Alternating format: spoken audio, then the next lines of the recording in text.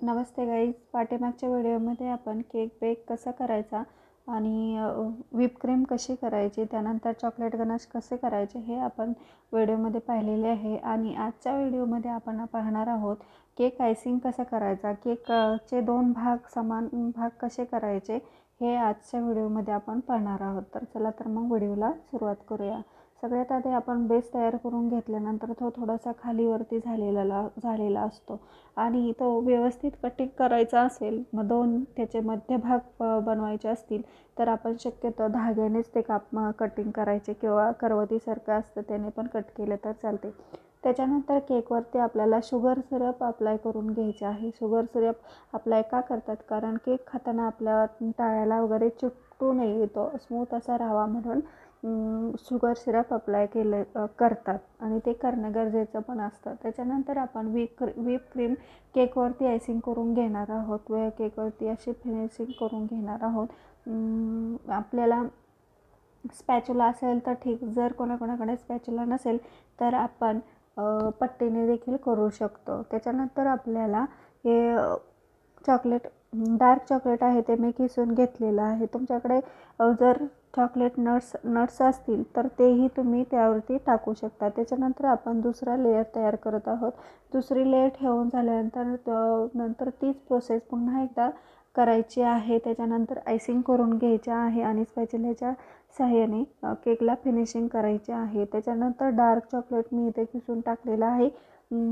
शक्य असेल तर तुम्ही चोकोनट्स पण टाकू शकता. आणि त्याच्यानंतर आपला तिसरी लेयर आहे केकची. ही तिसरी लेयर ठेवताना एकदम व्यवस्थित असं तिसरी लेयर बसले की नाही हे खात्री करून घ्यायची आहे. आणि असं कडेकडेने स्पॅच्युलाच्या साहाय्याने आपण चेक करायचे आहे की केक इकडे तिकडे तर सरकलेला नाही आहे ना, कारण की केक जर इकडे तिकडे सरकला तर त्याचा शेप बिघडू शकतो आणि आपल्याला आयसिंग करताना खूप अडचणी येऊ शकते. म्हणून सुरुवातीलाच बेस ठेवताना एकदम सरळ रेषेत ठेवायचं आहे. त्याच्यानंतर स्पॅच्युलाच्या सहाय्याने अशी फिनिशिंग करायची आहे.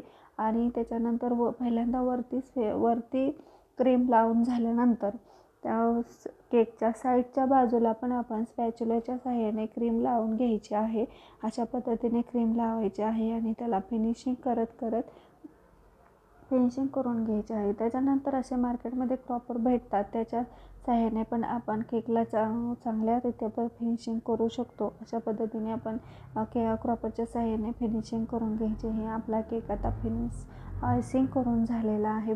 यानंतर मोठा टास्क असतो तो केक उचलायचा आहे. आपल्याला केक उचलून तो केक बेसवरती ठेवायचा आहे. खूप काळजीपूर्वक हा केक उचलावा लागतो, कारण आपण खूप मेहनत केलेली असते. तर त्यामुळे एकदम व्यवस्थित असा केक उचलून आपल्याला केक बेसवरती ठेवून घ्यायचा आहे. अशा पद्धतीने ठेवून झाल्यानंतर तो स्पॅच्युला हळूच काढून घ्यायचा आहे आणि त्याच्यानंतर थोडा वेळ आपल्याला हा केक फ्रीजमध्ये ठेवून द्यायचा आहे.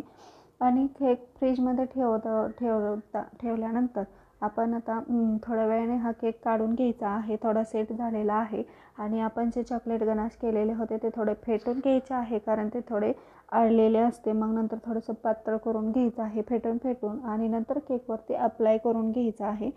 अशा पद्धतीने केकवरती चॉकलेट गनाश आपल्याला अप्लाय करून घेतल्यानंतर स्पॅच्युलाच्या सहाय्याने थोडंसं हलक्या हाताने थोडासा दाब द्यायचा आहे आणि पसरून घ्यायचा आहे सगळीकडे, कारण एकाच ठिकाणी ते पडले तर असे दिसायला छान दिसत नाही आणि फिनिशिंग पण दिसत नाही. आणि व्यवस्थित अशा पद्धतीने आपल्याला हे चॉकलेट गनाश केकवरती अप्लाय करून घ्यायचे आहे. आणि थोडे खाली आले तर चालते, कारण ते छानच दिसते. आणि जर शक्य असेल तर पायपिंग बॅगमध्ये घालून आपण ते हे करू शकतो, खाली ते थोडेसे ड्रॉप करू शकतो. त्याच्यानंतर आपण व्हाईट क्रीमने फुलं काढून घेतलेली आहेत केकवरती. माझ्याकडे पायपिंग बॅग अवेलेबल नव्हती, त्यामुळे मी आपल्या साध्या कॅरी बॅगमध्येच नोझल आणि क्रीम घालून मी ते फुलं काढून घेतलेले आहे. त्याच्यानंतर स्प्रिंकल टाकून घ्यायचे आहेत आणि अशा पद्धतीने आपला केक तयार झालेला आहे. अशा पद्धतीने आपले सर्व काम झालेले आहेत आणि आपला केक फायनल रेडी झालेला आहे. तर तुम्हाला हा व्हिडिओ कसा वाटला, जर अजून काही सांगायचं असेल तर तुम्ही कमेंट करून सांगू शकता.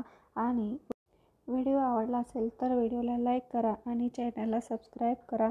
असे नवनवीन व्हिडिओ तुम्हाला नंतर या चॅनलवरती पाहायला मिळते. तोपर्यंत बाय बाय.